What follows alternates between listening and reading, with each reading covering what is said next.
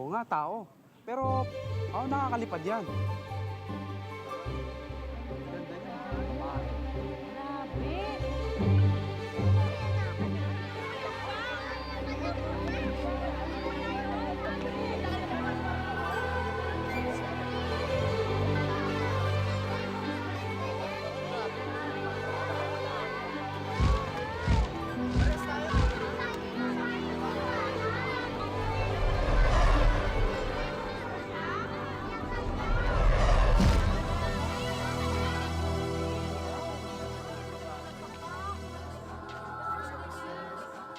Ang ganda-ganda mo. Maraming salamat. Anong pangalan mo?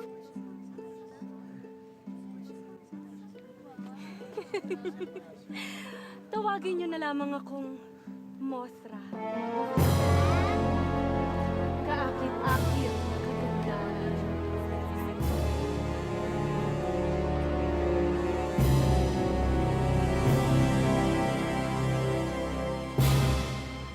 Kalunos-lunos na kamatayan!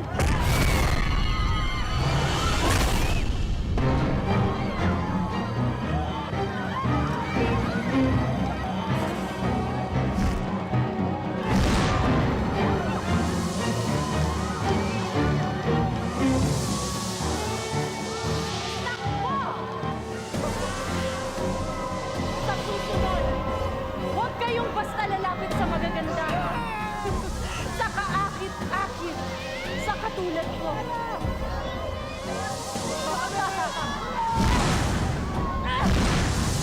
Sige! Takbo!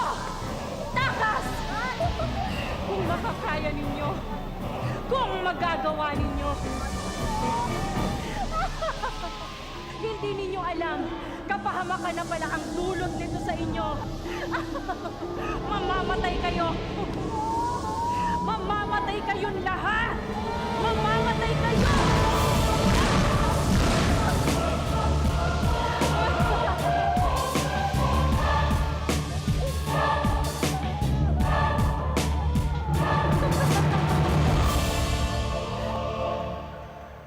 Sis, ayoko lang naman masira at least yung friendship niyong dalawa ni Ken.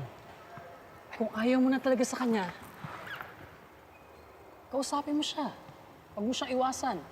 Magkasundo kayo. Actually, napapagod na nga ako sa kakaiwas sa kanya eh. You still like him, don't you?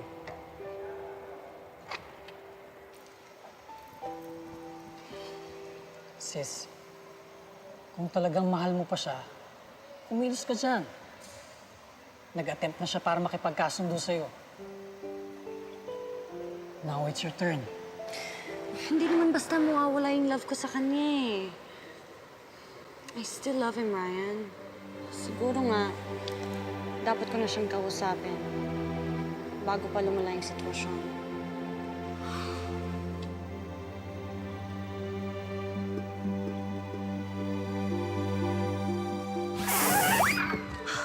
Sis, okay ka lang? Aray?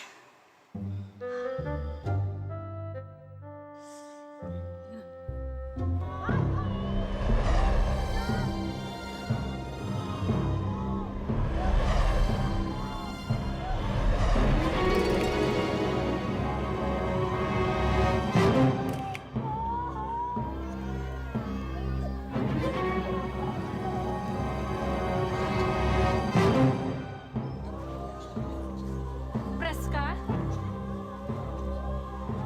Gusto mo na magandang balita? Pagbibigyan kita. Lumapit ka. Ikalat mo sa lahat ang pangalan ko. Ibandera mo sa lahat ng dyaryo ang kagandahan ni Mothra.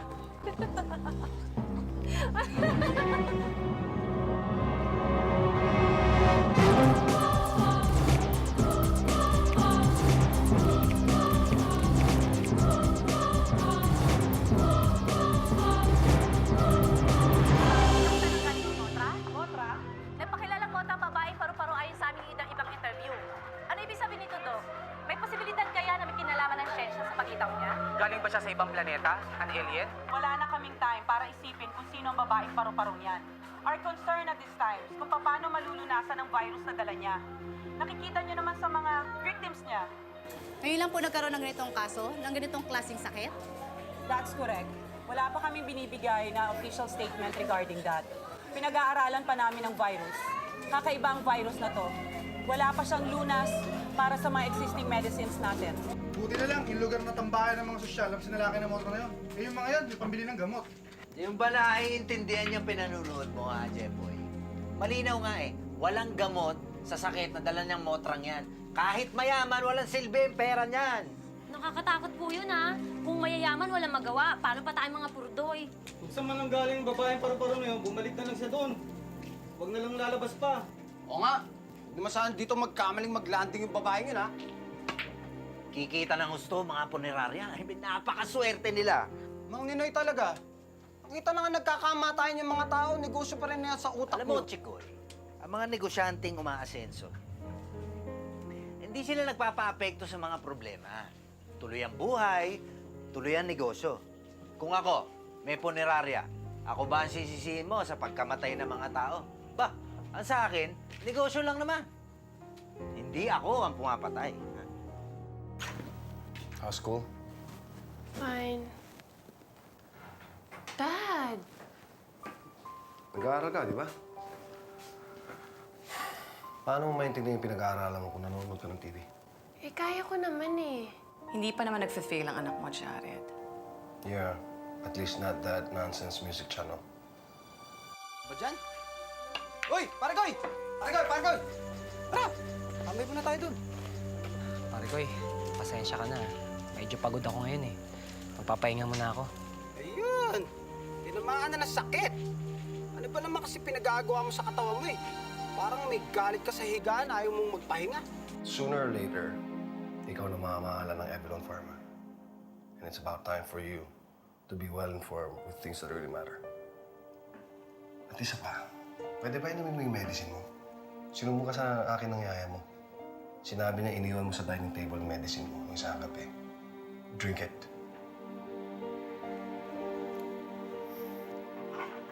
Alam mo naman ako eh. Hindi naman bumibigay ang katawan ko pagdating sa trabaho. Eh, ang tawag mo dyan sa inaarte mo.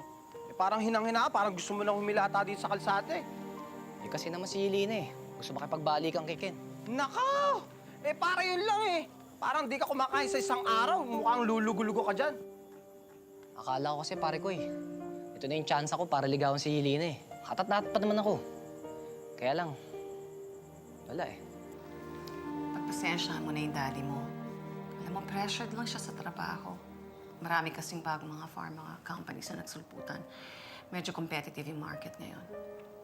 Alam mo ma, tumatanda na ako sa kaka-apologize mo in his behalf eh. So please stop it na.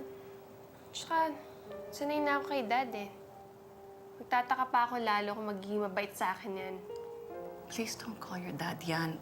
You know that's disrespectful. Sorry ma. Okay, rest na. Bahay lang yan. Tapos parang kakagaling lang manood ng sining iyakan na namatay bida sa ending. Labo mo, pare ko eh. Siguro nga pare ko eh, malabo ako. Dahil malabo na ako kay Yelena. Pare ko eh. Sige na, tulog ka na. Parang kulang ka lang sa pahinga eh. Parang babae lang. Shh.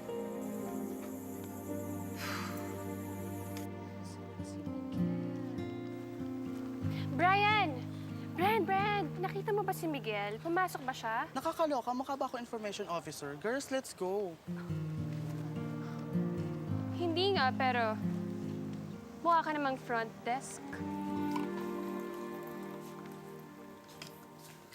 Tita Dolores, meron pa ho ba tayong ampalay at malunggay? Kasi napigya ako na ho lahat eh. Aba, wala kang pasok? Bakit ka nandito? Meron ho. Eh kaya lang namimiss ko nang gumawa ng ampalunggay eh. Hinahanap-hanap ng katawan ko. Very good. Sir, kanina ko pa hindi nakikita si Miguel eh. Nasaan kaya siya? Tinanong ko yung prof niya, absent daw. Eh sir, baka naman may sakit. Eh, hindi na nga ako magtataka. Siguro sumurrender na sa sobrang hirap ng buhay ng student janitor. May atraso ka sa school, no? Kaya hindi ka nakapasok. Mads, kahit hindi ako masyado genius, hindi pa ako lumalagpak sa eskwela. Eh, ikaw, mula nang pumasok ka, Raw 4 ka, katabi mo yung mga basurahan. Mami, si Kuya may sinaaway ako! Oo, tama na, tama na. Huwag mong pikunin yung Kuya Miguel mo. Nasa mood siya magtrabaho ngayon. O sige, Miguel, magpapadeliver ako ng maraming ampalaya at malunggay. O, trabaho ka lang dito, ha? Hindi ito si Susan.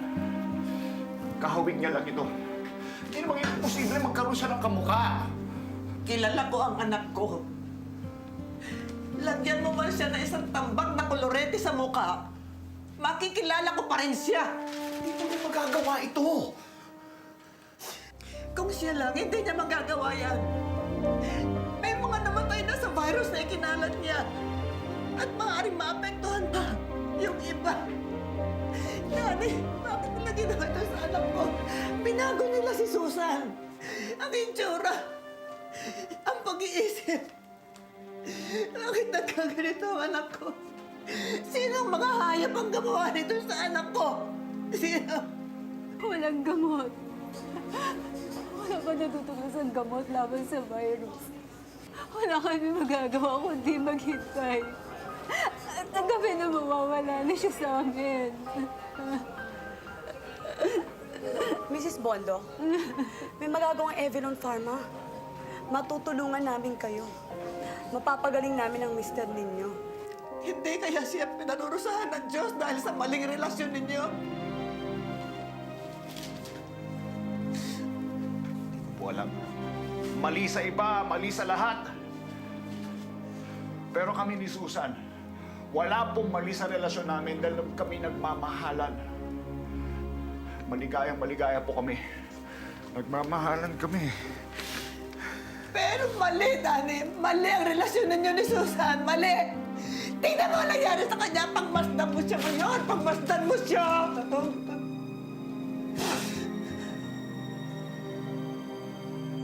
Miguel! Aragoy! Meg! Aragoy! Miguel! Oh, wala kang sakit? Obvious ba? Malakas pa sa kalabaw yan eh, tingnan mo. Sakit? Sino mo nagsabi sa inyo nun? Ba't hindi ka pumasok? Miguel, ang dami mong namiss sa lessons natin ngayon. Tingnan mo, nagalit pa tuloy si Mr. Dakoy-Koy.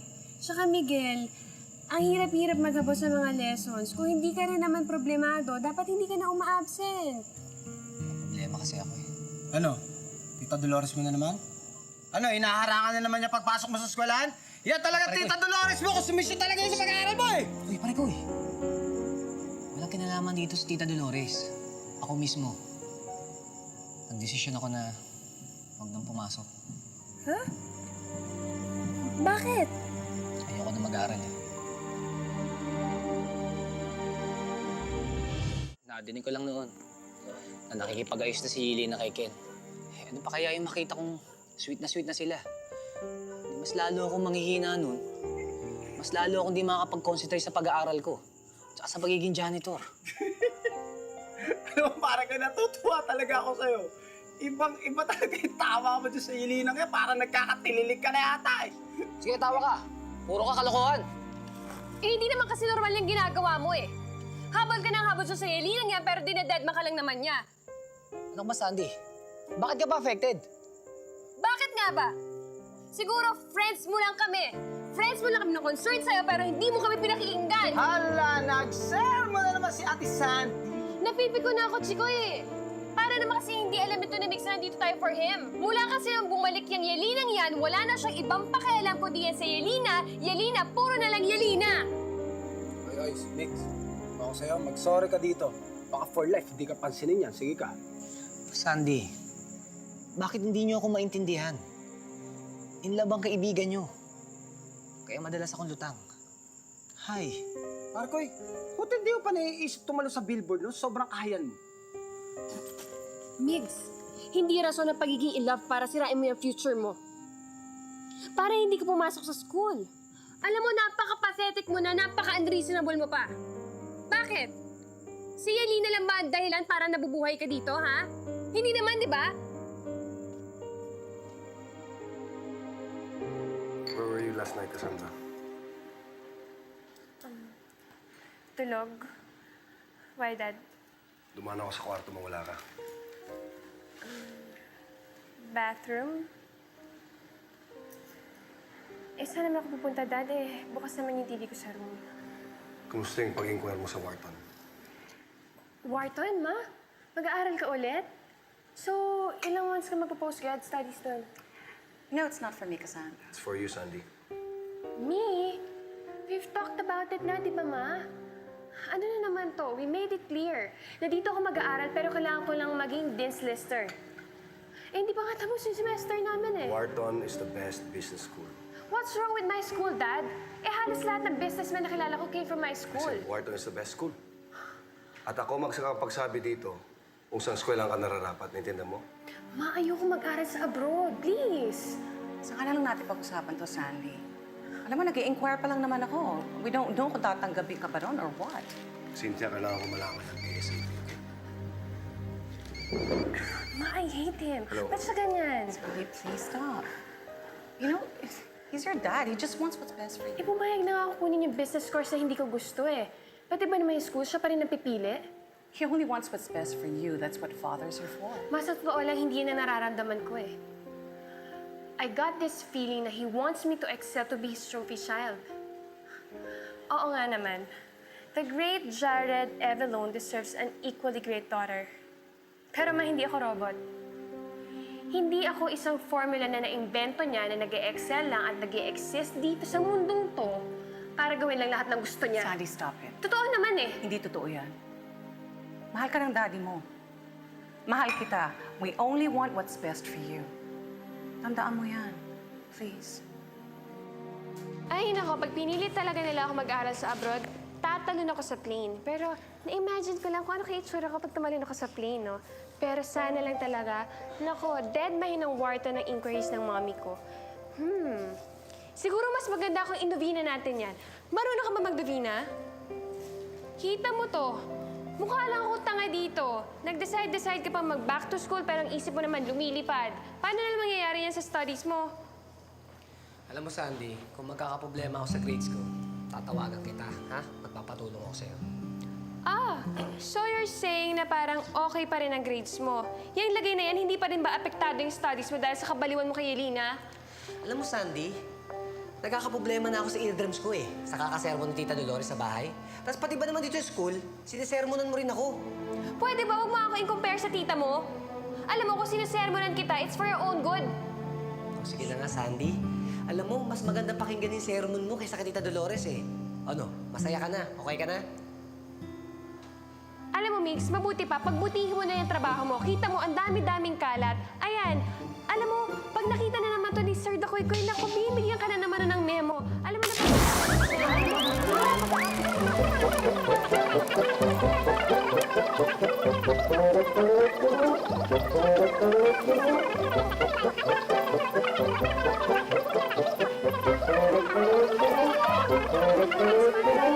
hindi ako forever nandyan.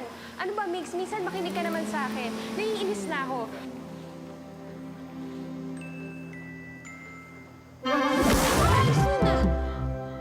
Ikaw lang naman walang bilib sa akin Sabi ko naman sa'yo, kaya kong tapusin lahat yan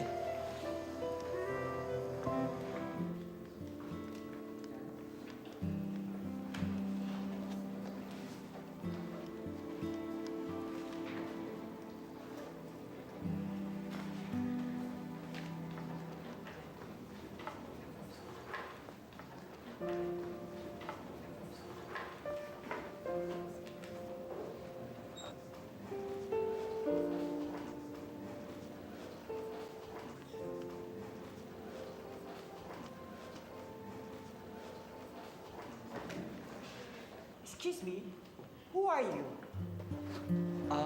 Miguel Asis, ma'am. You don't belong in this class. Get out!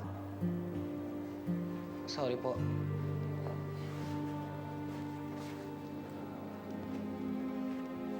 Hindi na ako magpapaka-plastic pa sa'yo, Miss Eve. Ayoko nito. Ayoko gamitin niya ang katawan ng asawa ko para pag-aralan ang sakit na ikinalat ni Mudra. Wala na talaga akong ibang choice. Kailangan niyo magtiwala sa amin, Mrs. Bono. assurance na makakasurvive ang asawa ko.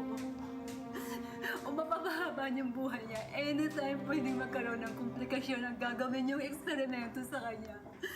Hindi namin papabayaan ang husband niya, Mrs. Sige, doon na kayo sa waiting room, okay? Please. Yan bang pasyenteng gagamitin para sa experiment?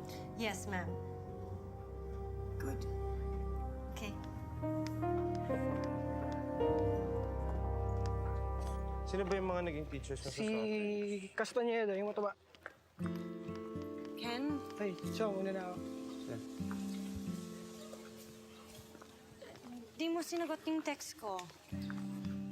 Busy nga ako sa practice. Matagal mo na ako hindi kinikibo. Mag-usap na nga tayo. Busy nga ako, hindi mo ba nakikita? Di, usap tayo pagkatapos ng practice mo. Makikipagkita ako sa mga kaibigan ko. Pwede ba next time na lang to?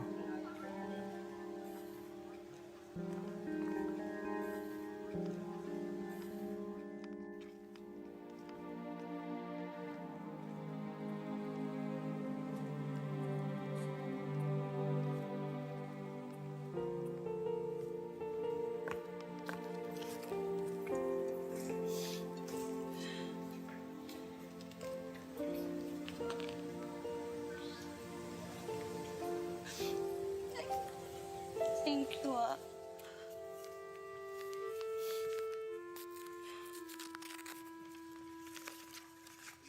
Alam mo, hindi bagay sa'yo umiiyak eh. Pero hindi ko sinasabing pangit ka, ha? Maganda ka pa rin. Kaya nga dapat, pag maganda, dapat hindi pinapaiyak ng mga lalaki, di ba? Alam mo, kung lilingon ka lang sa tabi-tabi, sa gilid-gilid, baka makita mo na yung man of your dreams. Yung talagang lalaki magmamahal sa'yo, na ikaw lang, wala kang kahati. Malay mo, yung lalaki na yun, may hawak na map. Nandiyan lang siya sa tabi-tabi.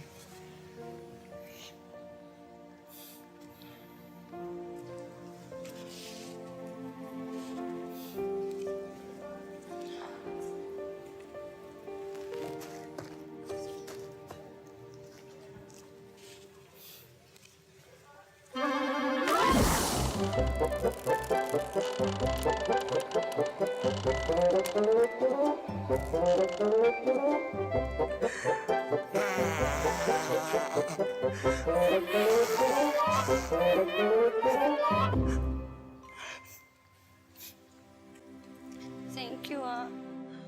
Wala yun. Basta ikaw. Ba't ka nga pala nandito ulit? Linis. Tulad ng dati. Wala bang fixed schedule sa pag-work mo? Kasi morning, afternoon, nakikita kita nag-work. Pumapasok ka ba sa classes? Oo, pumapasok ako. Kasi broken time yung klase ko. Kaya broken time din yung work ko. Kaya pag wala akong pasok, nagtatrabaho ako, naglilinis ako. Ano nga pala yung sinasabi mo kanina? Yung man of your dreams ba yun? Yung kanina? Sorry kasi magulo yung isip ko eh. Hindi nagsisink in. Hindi, gusto mo ulitin ko? Huwag na. Thank you ulit, ah. Sige.